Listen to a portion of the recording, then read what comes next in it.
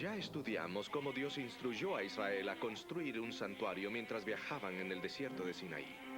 El santuario era una inmensa tienda dividida en dos secciones, el lugar santo y el lugar santísimo, con un gran atrio que lo rodeaba. Este santuario era una réplica del santuario celestial para recordarles que Dios vivía en medio de ellos. En el atrio se ofrecían los sacrificios, representando a Cristo, nuestro gran sacrificio. El sacerdote tomaba la sangre del sacrificio e intercedía por el pueblo en el lugar santo, representando a Cristo, nuestro intercesor. Cuando el sumo sacerdote entraba en el lugar santísimo en el día de expiación, representaba la obra de Cristo en el juicio. Estos sacrificios rituales del Antiguo Testamento fueron cumplidos por Cristo. Él era el santo don ofrecido por Dios. Su sacrificio trajo consigo una nueva relación entre Dios y nosotros, y por su muerte logró el perdón de nuestros pecados. El Israel del Antiguo Testamento tenía varios festivales, pero el más importante de ellos era el Día de Expiación, o Yom Kippur, como se le conoce en hebreo.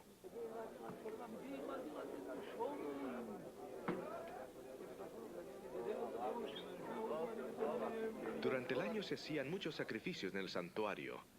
Aunque estos sacrificios limpiaban a los adoradores de pecado, la sangre permanecía desecrando el santuario. El santuario se purificaba solo en el día de expiación.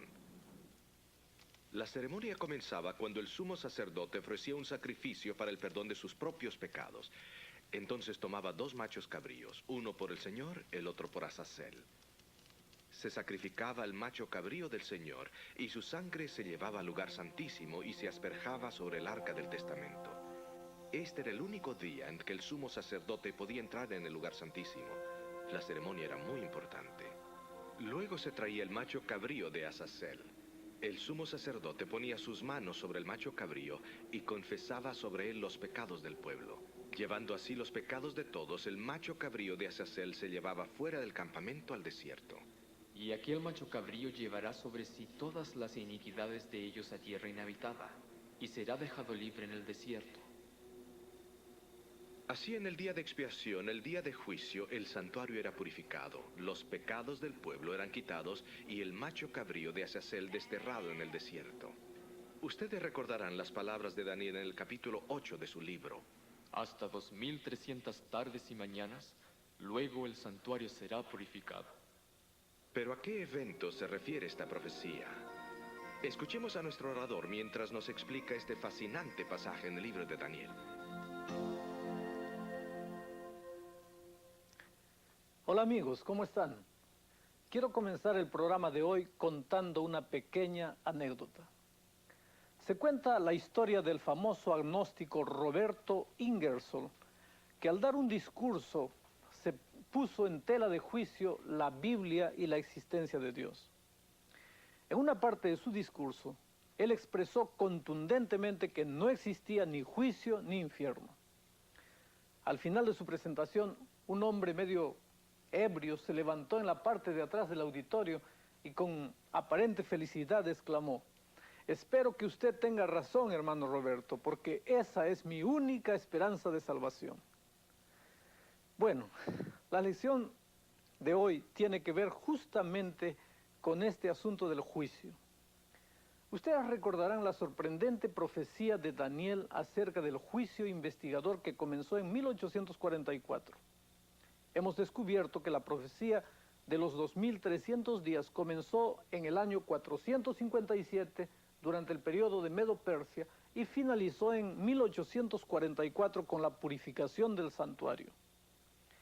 Esta limpieza del santuario en el Antiguo Testamento prefiguraba la obra de Cristo en el juicio final en el tiempo del fin. En nuestro programa de hoy queremos concentrarnos en el juicio investigador y encontrar exactamente qué fue lo que sucedió en 1844. Algunas personas cuando piensan en el juicio inmediatamente tienen sentimientos de temor e incertidumbre. Pero esa no es la forma como Dios quiere que veamos el juicio. En la Biblia, el juicio equivale a buenas noticias, algo emocionante, algo que se puede anhelar de todo corazón. Permítanme ilustrar este asunto. Si tú estuvieses encerrado en una prisión en alguna parte del mundo y sabes que eres inocente, que te han acusado falsamente, y sabes que cuando tu caso sea presentado en la corte, la evidencia traerá todo a luz, me parece que tú estarás de acuerdo en que cuanto más rápido se reúna la corte y salga a luz toda la evidencia, mayor será tu felicidad, porque entonces todos podrán ver que eres inocente. El anuncio de que tu caso pronto se va a presentar en la corte, creo que sería la mejor noticia que tú podrías escuchar. Igualmente, el juicio investigador es visto por los escritores de la Biblia como algo sumamente emocionante. Por largo tiempo ha parecido como que si la maldad estuviese sentada en el trono. Sin embargo, muy pronto eso va a cambiar. Como resultado del juicio, el reinado del cuerno pequeño va a llegar a su fin y la verdad va a surgir victoriosa. ¿Recuerdan que en Daniel 8 dice que por 2300 años el santuario de Dios y su verdad habrían de ser pisoteados? Pero al final de este largo periodo, el santuario y la verdad serán vindicados y el cuerno pequeño, que se ha opuesto a Dios y a su verdad y al santuario, será finalmente destruido. Ustedes pueden notar por qué el juicio en el cual toda la evidencia va a ser presentada es considerado por los profetas de la Biblia como buenas noticias. El estudio de Daniel hoy se enfocará en el juicio tal como aparece en Daniel 7, 8 y 9. Es más, el juicio investigador, o sea, el juicio que se realiza antes de la segunda venida de Cristo, parece ser el punto central de estos capítulos. Notemos Daniel 7, 1 al 8. Aquí tenemos 4 bestias: el león, que simboliza Babilonia; el oso a Medo-Persia; el leopardo a Grecia; una bestia terrible que simboliza Roma pagana; y después 10 cuernos que simbolizan a Europa. Posteriormente viene el cuerno pequeño, que simboliza a la iglesia medieval representada por el papado. Ahora, nótese la próxima escena. Voy a leer el texto bíblico. Estuve mirando hasta que fueron puestas sillas, y un anciano de gran edad se sentó, cuyo vestido era blanco como la nieve, y el pelo de su cabeza como lana limpia. Su silla llama de fuego, y sus ruedas fuego ardiente. Un río de fuego procedía y salía de delante de él. Millares de millares le servían, y millones de millones asistían delante de él. El juez se sentó y los libros se abrieron. Esta es la escena del juicio. Es significativo notar la secuencia aquí en Daniel 7. Daniel presenta a las naciones una tras otra. Lo siguiente que Daniel ve después del reinado del cuerno pequeño es justamente la escena del juicio. Notemos ahora que Daniel repite el orden y la secuencia por segunda vez. Lo voy a leer nuevamente. Entonces tuve deseo de saber la verdad acerca de la cuarta bestia, que tan diferente era de todas las otras, espantosa en gran manera, que tenía dientes de hierro y sus uñas de metal, que devoraba y desmenuzaba, y las sombras hollaba con sus pies. Asimismo, acerca de los 10 cuernos que tenía en su cabeza, y del otro que había subido de delante del cual habían caído 3. Y este mismo cuerno tenía ojos y boca que habla grandezas, y su parecer mayor que el de sus compañeros. Aquí tenemos nuevamente la secuencia. La cuarta bestia, Roma pagana. Los 10 cuernos, Europa dividida. El cuerno pequeño, la iglesia medieval. Ahora notemos en los versículos 21 y 22 que el cuerno pequeño dominaba a los santos hasta el juicio. Así que el cuerno pequeño prevaleció en la mente de los hombres hasta que el anciano de días, Dios, vino y el juicio empezó. Vean lo que dice el relato bíblico. Y veía yo que este cuerno hacía guerra contra los santos, y los santos vencía, hasta que vino el anciano de grande edad, y se dio el juicio a los santos del Altísimo, y vino el tiempo, y los santos poseyeron el reino. Ahora veamos que por tercera vez se mantiene la secuencia. Vuelvo a leer. Dijo así: la cuarta bestia será un cuarto reino en la tierra, el cual será más grande que todos los otros reinos, y a toda la tierra devorará y hollará y despedazará. Y los 10 cuernos significan que de aquel reino se levantarán 10 reyes, y tras ellos se levantará otro, el cual será mayor que los primeros. Y a 3 reyes derribará, y hablará palabras contra el Altísimo, a los santos del Altísimo quebrantará, pensará en mudar los tiempos y la ley, y entregados serán en su mano hasta tiempo y tiempos y medio tiempo. Empero se sentará el juez, y quitaránle su señorío, para que sea destruido y arruinado hasta el extremo. 3 veces, en un capítulo, Daniel ha pasado por la misma secuencia de naciones desde sus días hasta los días en que estamos viviendo nosotros. En cada caso, siempre termina con la escena del juicio. También es significativo que la escena del juicio siempre viene después del reinado del cuerno pequeño. Entonces Daniel explica por cuánto tiempo va a dominar a Europa el cuerno pequeño. Vean lo que dice el texto bíblico.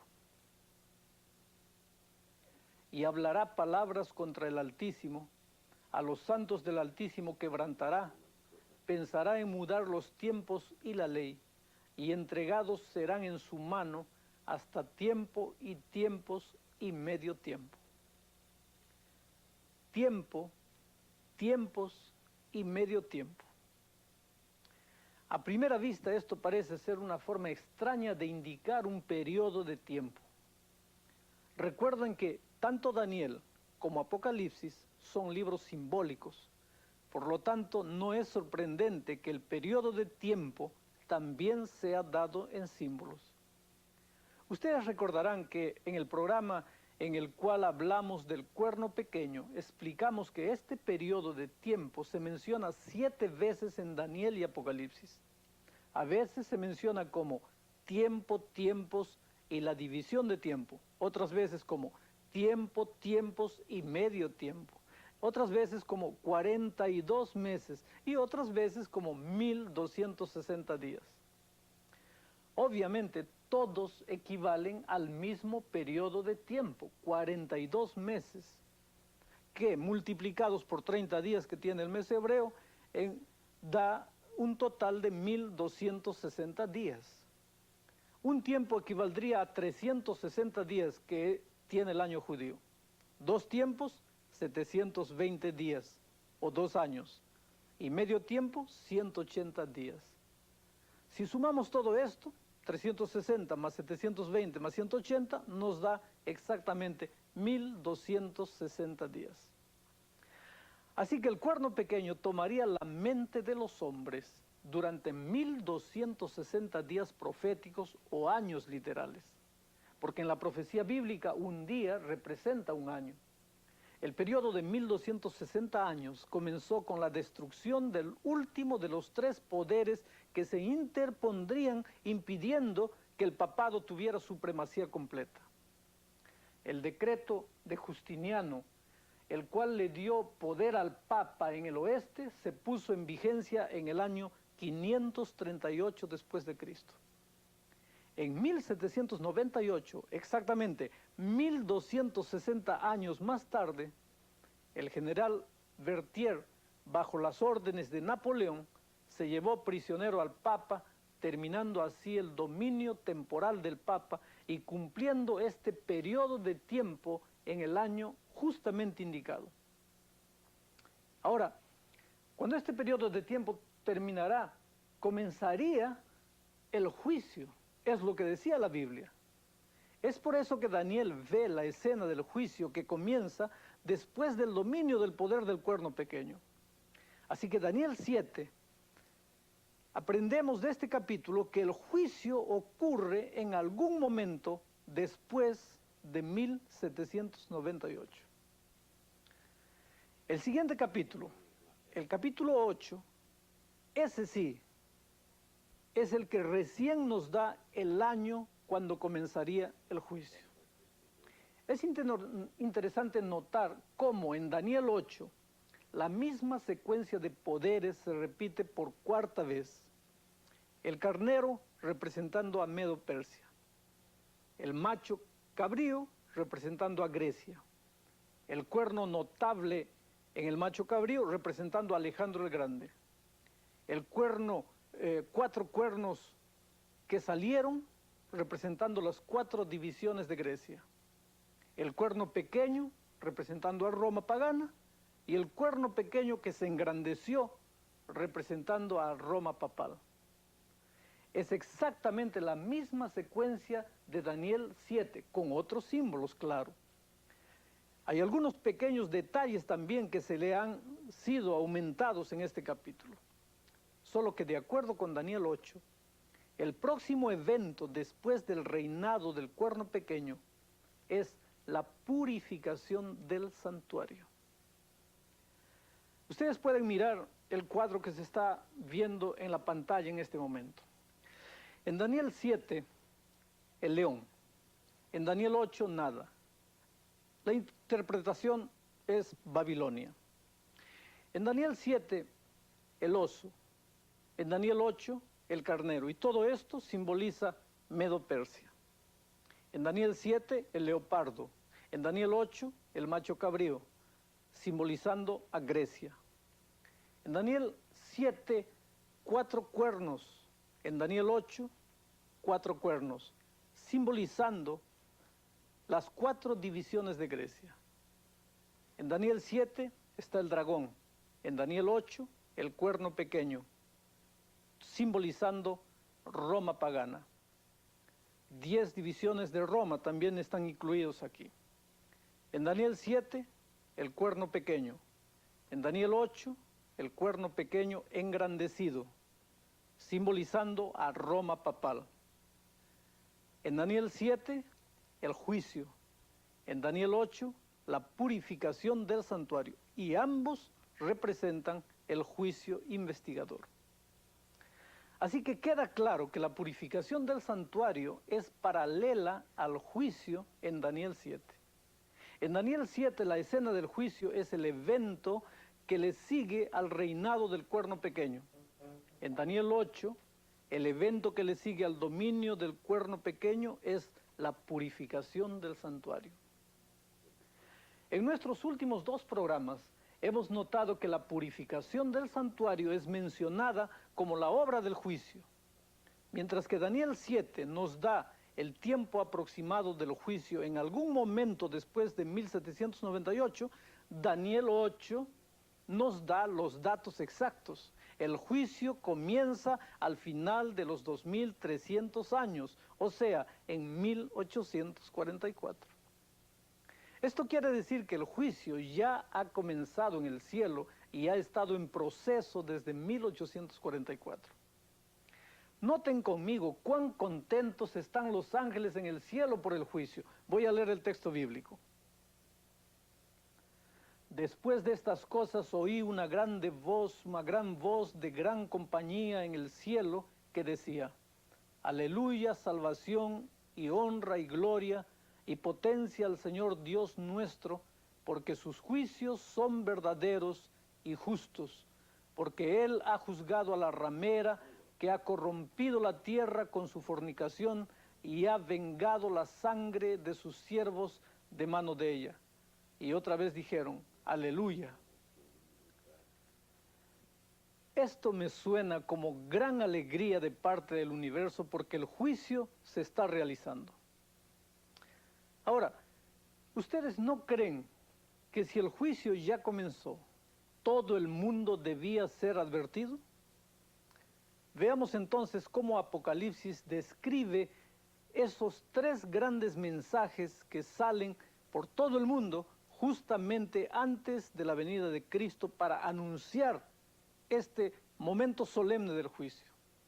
El primero de estos mensajes está aquí. Déjenme leer la Biblia. Y vi otro ángel volar por en medio del cielo, que tenía el evangelio eterno para predicarlo a los que moran en la tierra, a toda nación, tribu, lengua y pueblo, diciendo en alta voz: temed a Dios y dadle honra, porque la hora de su juicio es venida, y adorad a aquel que ha hecho el cielo y la tierra, el mar y las fuentes de las aguas. Notemos que el versículo dice: la hora de su juicio es venida. Cuando este mensaje especial es proclamado, el juicio no está en el futuro, sino que ya está en marcha. Este mensaje de la hora de su juicio es venida, obviamente solo podía comenzar a proclamarse a partir de 1844, que fue cuando el juicio comenzó. Y mientras todavía existiese gente viva en la tierra, este mensaje debía ser proclamado. Debía ser proclamado entre las naciones, las tribus, lenguas y pueblos. Esto demuestra claramente que el juicio ocurre antes del regreso de Cristo y que el juicio debe realizarse mientras la gente todavía vive en la tierra.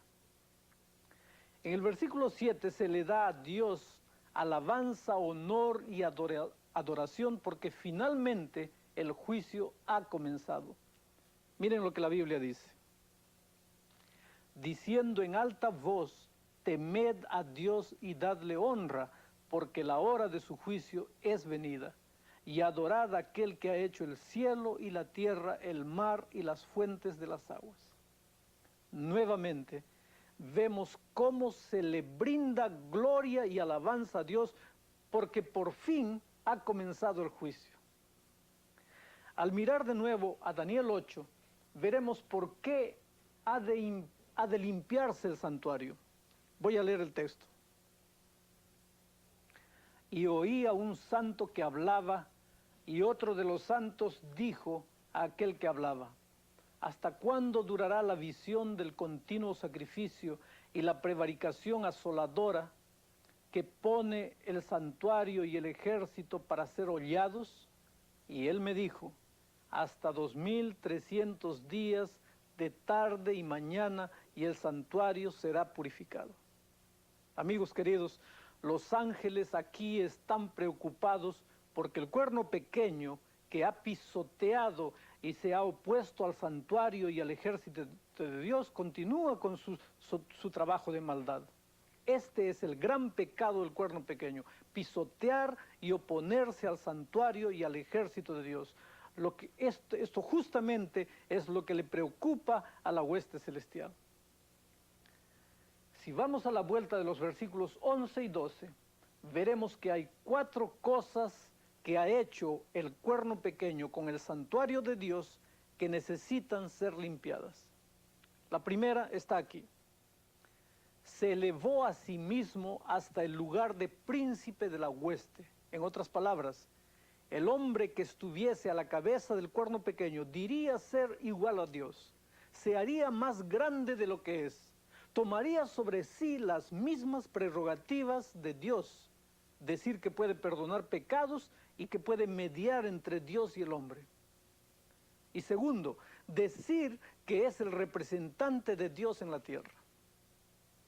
El otro motivo por que el santuario necesita ser limpiado es porque el continuo sacrificio fue quitado.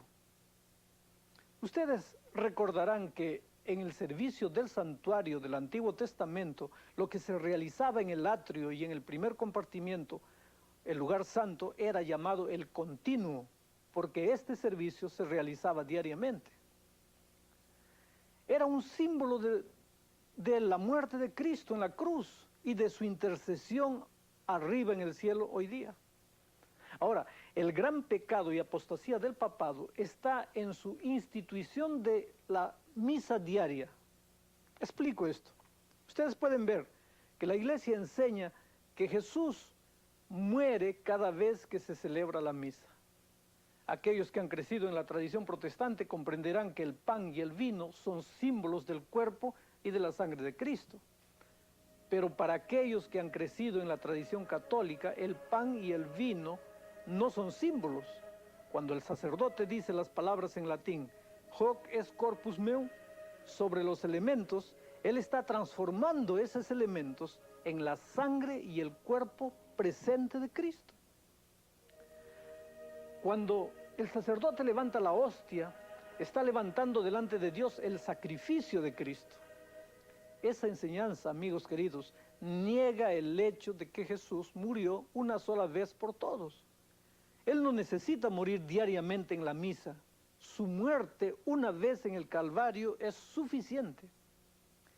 Así que el gran error y delito del cuerno pequeño ha sido destruir el todo suficiente sacrificio de Cristo en la mente de su pueblo, al guiarlos a creer en la misa diaria donde se sacrifica a Cristo vez tras vez. En este evento, lo que trae la ira de Dios y el juicio contra este poder es justamente ese hecho de dirigir la atención de los hombres del cielo para la tierra. Es por eso que el cielo está tan disgustado con lo que Roma ha hecho. Pero la Iglesia no solamente ha sustituido el sacrificio de Cristo de una sola vez con la misa, sino que ha sustituido la intercesión de Cristo en el santuario celestial por el confesionario.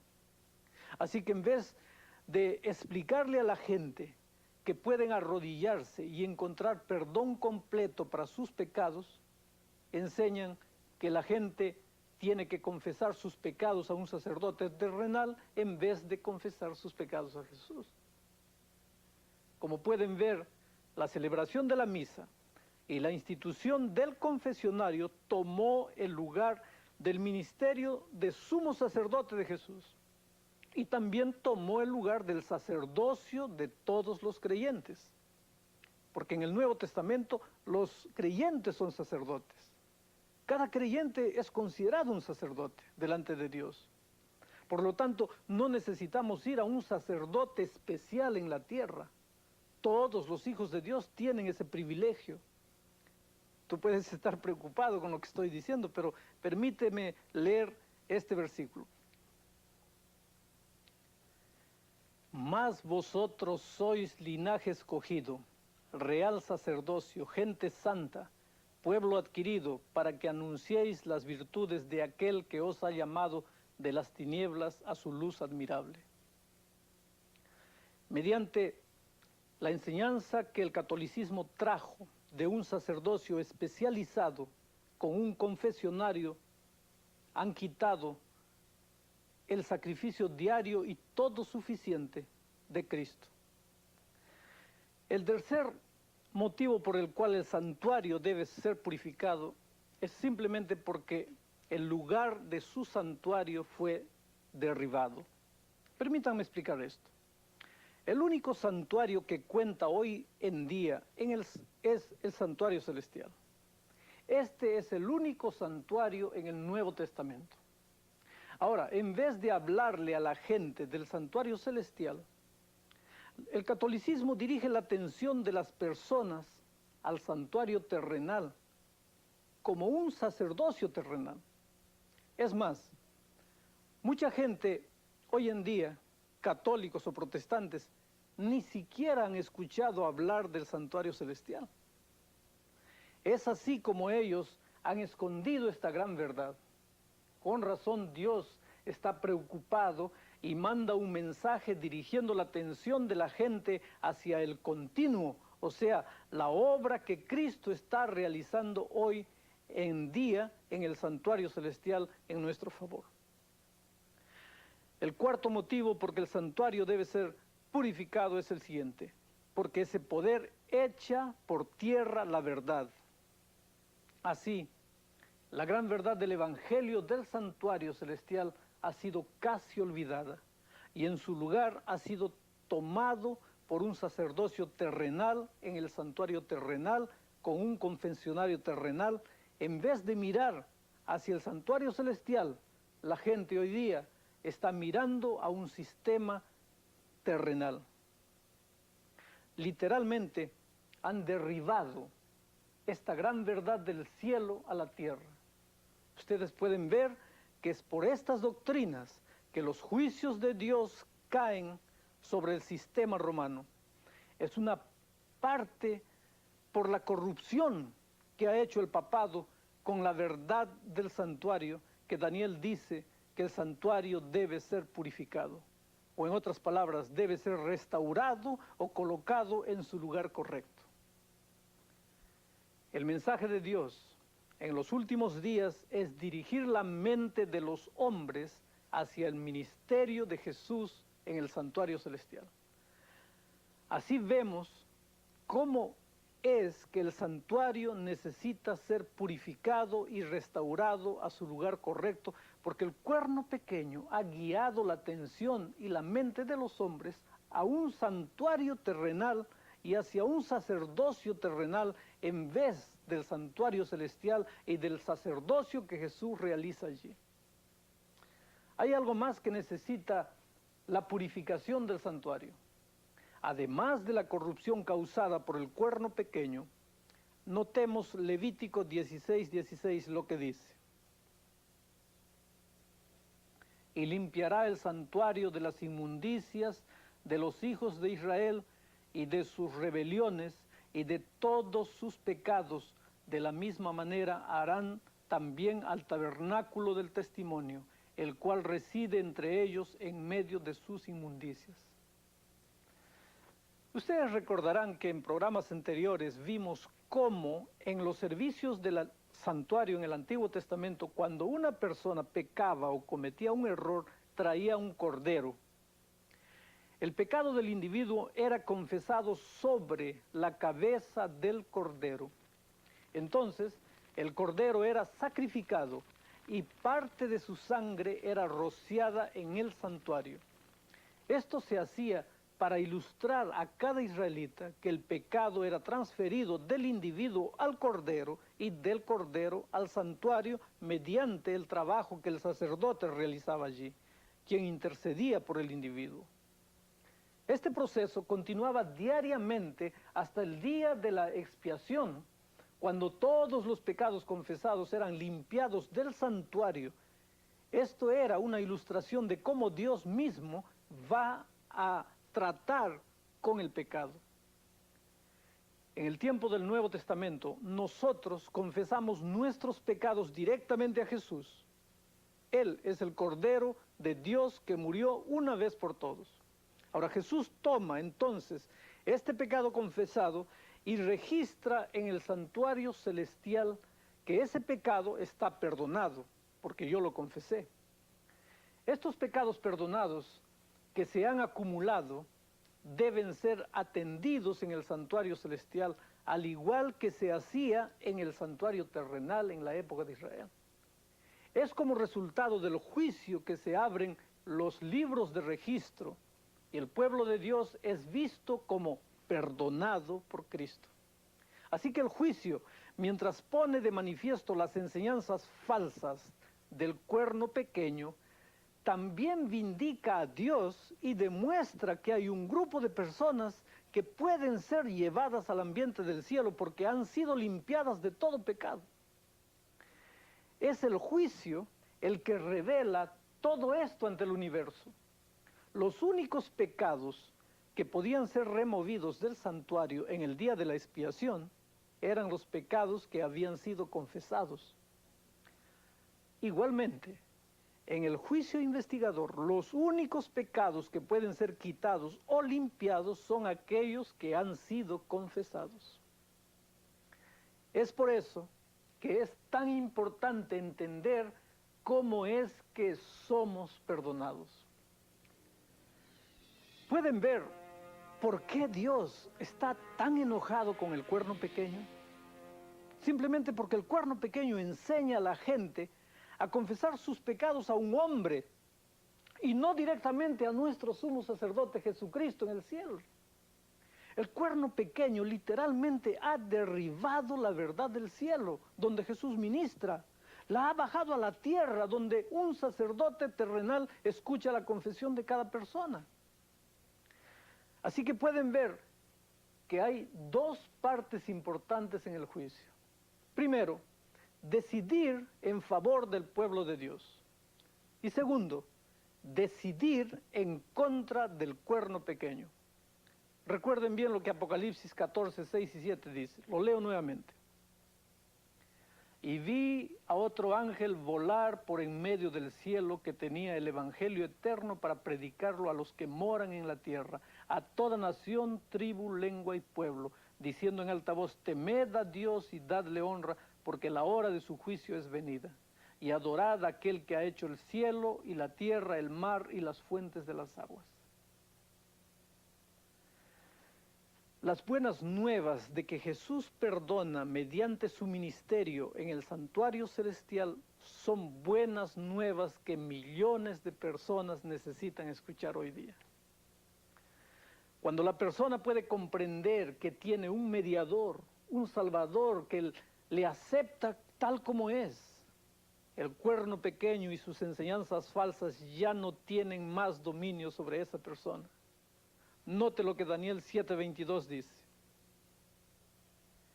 Hasta tanto que vino el anciano de gran edad y se dio el juicio a los santos del Altísimo, y vino el tiempo y los santos poseyeron el reino.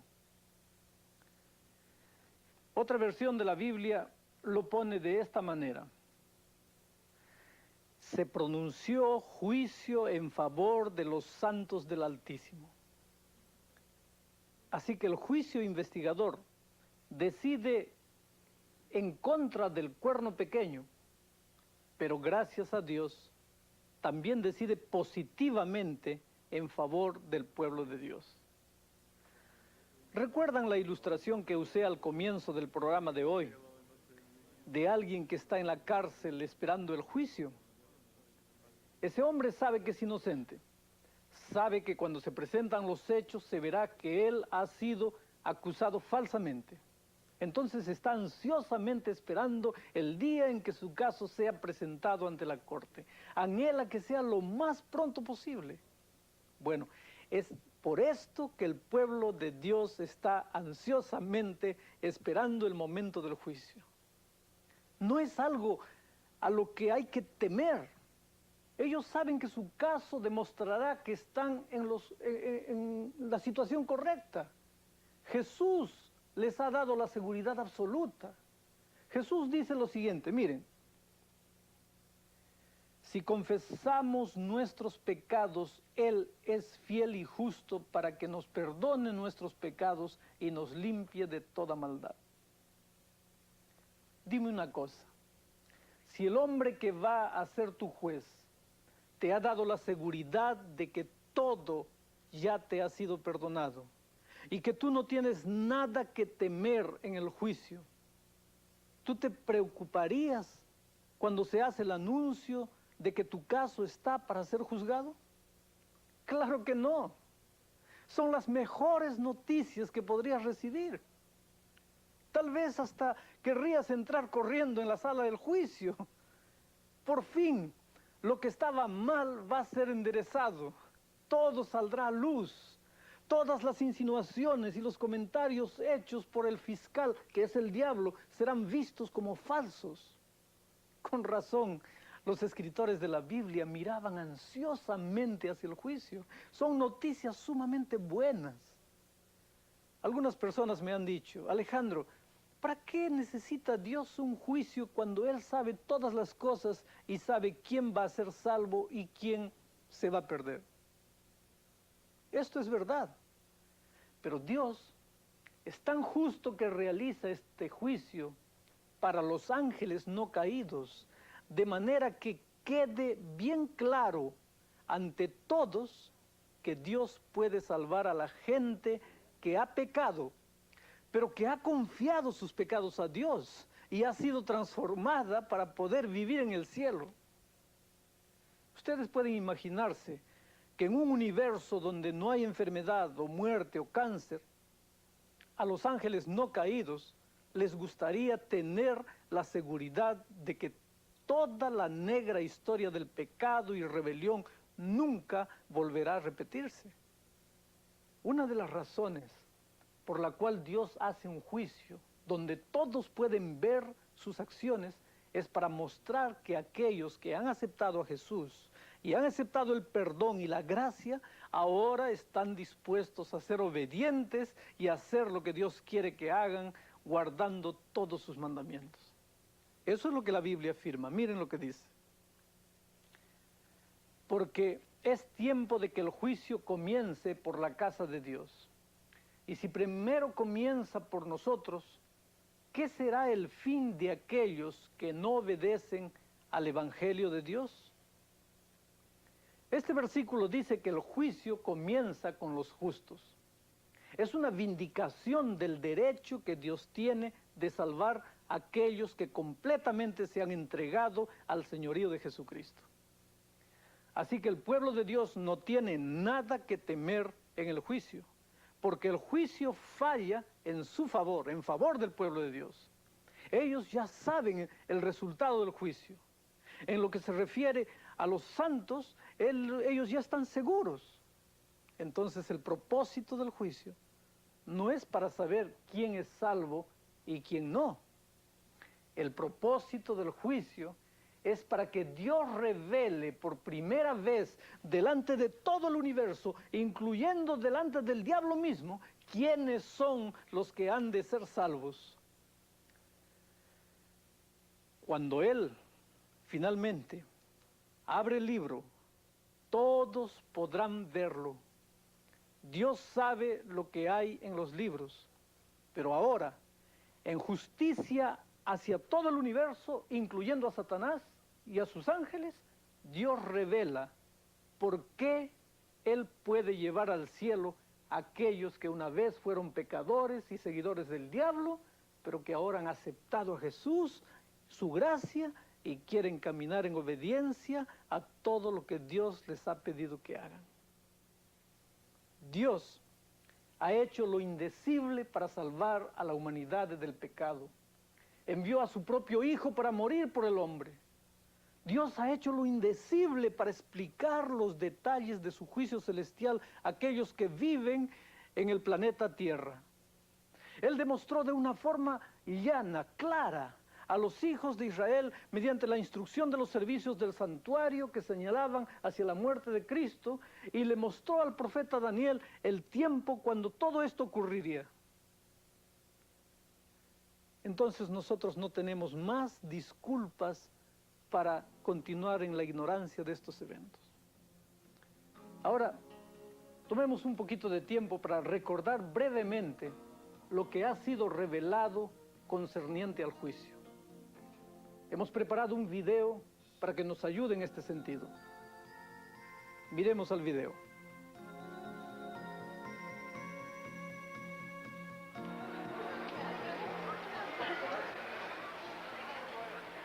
El destino de todo individuo en la Tierra es de gran magnitud. El juicio es un evento que debe ocurrir de modo que la muerte de Cristo pueda proveer expiación para los que han vivido en la Tierra. A través de la historia, la muerte de Cristo y su significado en el juicio final ha sido ilustrada a la raza humana. Por ejemplo, el antiguo santuario hebreo era una réplica del santuario celestial, que era un recuerdo a los israelitas que Dios vivía en medio de ellos. Se ofrecían sacrificios diariamente, simbolizando a Cristo al sacrificio final. En el día de expiación, el sumo sacerdote entraba en el lugar santísimo para asperjar la sangre sobre el propiciatorio, mostrando así la obra de Cristo en el juicio. Se efectuaban muchos sacrificios en el santuario durante el año. Aunque estos sacrificios purificaban los pecados de los adoradores, la sangre permanecía desecrando el santuario. Era en el día de expiación que se purificaba el santuario. El macho cabrío de Azazel que llevaba los pecados se sacaba del campamento al desierto. Y así se purificaba el santuario en el día de expiación, el día del juicio. Se limpiaban los pecados del pueblo, y el macho cabrío de Azazel desaparecía en el desierto. De la misma forma como el santuario terrenal se purificaba una vez al año, el santuario celestial fue purificado al final de los 2300 años. Ese periodo comenzó en el año 457 y terminó en 1844. El juicio se cita para examinar la vida de los individuos a través de la historia, pero también se cita para juzgar al gran opresor de la humanidad, el Cuerno Pequeño. Él también tiene que dar cuenta de sus acciones delante del juicio. El Cuerno Pequeño responde a varias acusaciones. Se erigió contra el príncipe de los ejércitos. Quitó el continuo sacrificio. Echó por tierra el lugar de su santuario. Echó por tierra la verdad. El veredicto de la corte falla en favor de los seguidores de Dios. Son los santos perseguidos los que ganan el caso. El acusador, el Cuerno Pequeño, pierde el caso. Pero ¿cuándo comienza el juicio? ¿Y cómo será? Cuando la Biblia habla del juicio, lo hace en el contexto de su propio tiempo, no en el nuestro. En nuestras cortes, el juicio tiene que ser imparcial. En los días de Daniel, sin embargo, el juez no tenía que ser imparcial. Podía favorecer al acusado y defenderlo de las acusaciones hasta que el peso de la evidencia demandara un veredicto culpable. El juez también podía nombrar un abogado para defender el caso del acusado. Aquellos que han aceptado a Jesús como su Salvador personal serán representados por Jesús en el juicio. Jesús defiende nuestro caso en base a lo que Él ha hecho y la vida que ha vivido. Él declara que somos suyos porque murió por nosotros. Él es nuestro gran abogado y si estamos en sus manos no debemos temer nada en el juicio. Pero ¿cuándo comienza el juicio? Realmente ya ha comenzado. En Daniel capítulo 8 se nos da la fecha en que comenzó. Hasta 2300 tardes y mañanas, luego el santuario será purificado. Los 2300 años comenzaron en el año 457 a.C. y terminaron en el año 1844. La profecía nos dice que en ese día sería purificado el santuario. Comenzaría el día de expiación final. La corte se sentaría en el juicio y se abrirían los libros. Esto significa que estamos viviendo en el día final del juicio, en ese periodo de la historia justo antes de la segunda venida de Cristo. En nuestro próximo episodio veremos la continuación de ese juicio y su resolución final.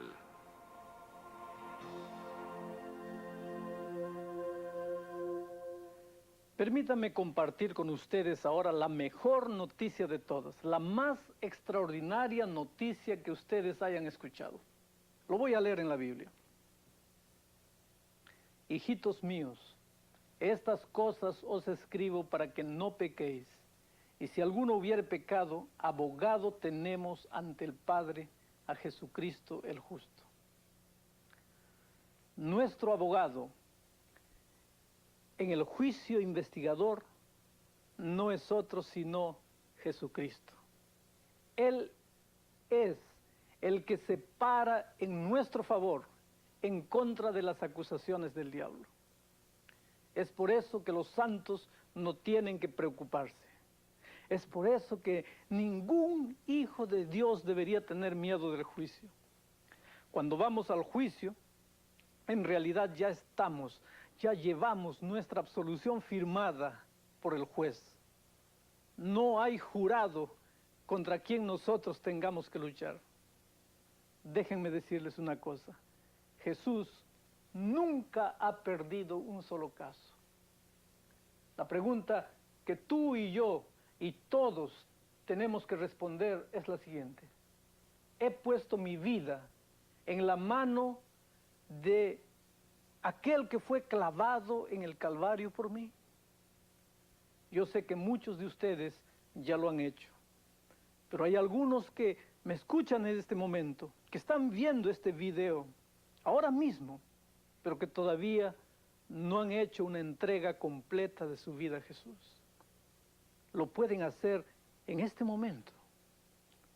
Puede ser que ustedes tal vez quieran tomar un pedazo de papel y un lápiz y escribir nuevamente allí lo siguiente: Señor, hoy quiero aceptarte como mi abogado en el juicio investigador.